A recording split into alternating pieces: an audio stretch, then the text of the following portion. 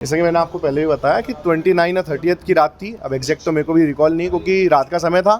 29 या 30 की बात है, और शाम के समय आए थे उन्होंने। जैसे मैंने आपको बताया, उन्होंने मेरे को बोला कि उनके मकान मालिक जो वहाँ अभी जहाँ पे रह रहे हैं, उनसे उनकी कुछ आर्ग्यूमेंट हो गई है। तो मकान मालिक ने कहा है आपको हम नहीं रख पाएंगे, आप तो इमीडिएट फ्लैट खाली कर दो।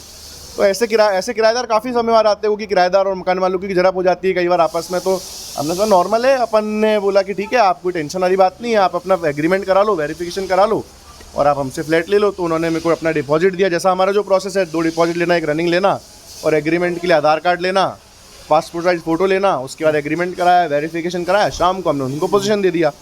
उसके बाद अपना कुछ भी इसमें इन्वॉल्वमेंट नहीं रहता है, क्योंकि जब अपन किराए पे दे देते हैं तो अपना क्या होता है कि अगले महीने किराए के लिए अपन फ़ोन करते हैं कि भैया किराया। और इसके अलावा जो कुछ लोगों का आपका सवाल है कि सोनम को देखा, कौन था साथ में, अपन को उसके बारे में कुछ आइडिया नहीं, क्योंकि विशाल सिंह चौहान के साथ एक लड़का था, अंधेरे का समय था तो शक्ल दिख नहीं रही थी। सिर्फ विशाल सिंह चौहान को मैं इसलिए पहचानता हूँ कि उसने मेरे से बात करी तो शक्ल बहुत क्लोज थी, तो मैं पहचान पा रहा हूँ कि हाँ वो शायद विशाल सिंह चौहान ही था। कौन सी गाड़ी तो क्या कितने समय 2 व्हीलर थी उनके पास। और 2 व्हीलर उसके साथ कोई कितने लोग आए थे? नहीं, अकेला था, एक लड़का साथ में आया था। कौन सा फ्लैट? अच्छा, फ्लैट नंबर जीवन है, जीवन नीचे वाला ही। अच्छा, बाद में क्या उसके साथ कोई और भी आया विशाल साथ, कोई लड़की लड़का कोई और? वही मैंने आपको बताया, देखो एक बार अपन किराए पे दे देते हैं तो हम उनके लाइफ में, जैसे आज मैं आपको किराए पे दूंगा, आपने किराए पे ले लिया, एग्रीमेंट आ रहे हैं, माता पिता आ रहे हैं, भाई बहन आ रहे हैं, दोस्त आ रहे हैं, इसमें हम आपको नहीं टोकते कि कौन आ रहा है, क्योंकि आपने संपत्ति आपने ले ली है, आप उसका रेंट भर चुके हो, आपका डिपॉजिट भी है हमारे पास, पुलिस वेरिफिकेशन है, एग्रीमेंट है, तो हम आपको नहीं टोकते कि कौन आ रहा है कौन जा रहा है। वो तस्वीर देखिए, क्या वही है? हाँ, यही लड़का था, ये इसका नाम ही है विशाल सिंह चौहान। इसको मैं मिला हूँ। इसको जो अपने ही आधार कार्ड पे इसके था, इसी के आधार कार्ड पे तो दिया। लोकल इंदौर के आधार कार्ड था जिसपे इसने आके यहाँ पे लिया था। वो मैंने मंगाया है, एक मिनट आपको कंफर्म कर देता हूँ। इसने 2+1 जो हमारा स्टैंडर्ड रहता है वो डिपॉजिट इसने दिया, रनिंग दिया। अब आगे आप पुलिस के साथ किस तरह सहयोग करने वाले हैं?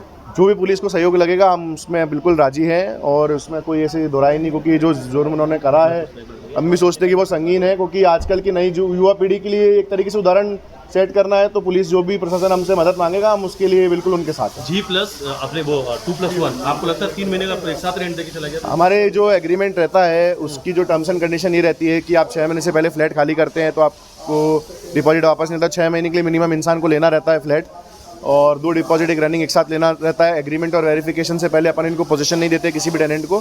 तो ये हमारे स्टैंडर्ड प्रोसीजर्स है जिसके हिसाब से हमने उनको फ्लैट दिया था। पैसा देकर रहने कब से आया था? उसने मेरे को पैसा दिया था 29-30 को शाम को 7 बजे के आसपास, और एग्रीमेंट और वेरिफिकेशन के लिए उसने आधार कार्ड भी उसी समय मेरे को पहुंचा दिए थे।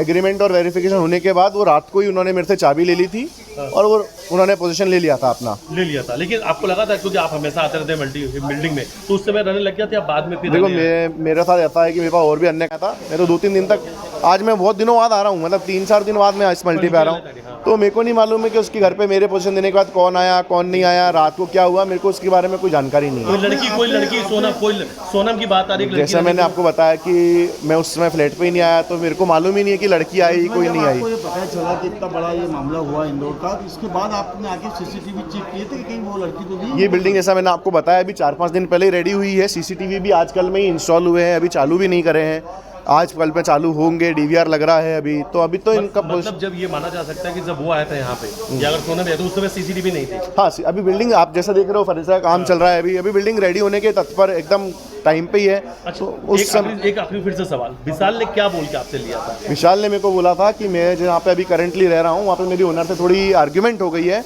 ओनर का ऐसा कहना है कि आपको हम नहीं रखेंगे, हम आपके साथ नहीं चला सकते। तो उसने कहा कि ओनर कह रहा है कि मेरे को इमीडिएट खाली करना है, तो भैया आपके यहाँ फ्लैट मिल सकता है क्या? मेरा नीचे वाला फ्लैट रेडी था तो मैंने कहा बिल्कुल आपको दे सकते हैं। फ्लैट नंबर जीवन। अच्छा, और अकेले रहने की बात हुई थी या कहा तक फैमिली को लेकर रहूँगा? हाँ, उसने कहा था कि मेरी भाई है और क्या बोलते हैं मेरी बहन है या फिर मम्मी पापा आते रहेंगे।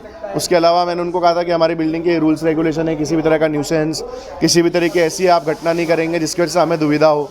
वो एग्रीमेंट है, सब रिटर्न में भी है। तो उन्होंने कहा था हाँ भी ऐसा कुछ भी नहीं है। इंदौर पुलिस पुलिस क्या बताया था? करता है, पढ़ाई करता है या क्या काम करता है, क्या बताया था? उसने बताया था मैं इंटीरियर डिजाइनिंग का काम करता हूँ और मेरा क्या बोलते हैं यही प्लाईवुड और स्टील का काम है। अगर आप ये वीडियो YouTube पर देख रहे हैं तो हमारे चैनल को सब्सक्राइब करें और बेल आइकन को दबाना ना भूलें। अगर आप Facebook पर ये वीडियो देख रहे हैं तो हमारे पेज को लाइक करें।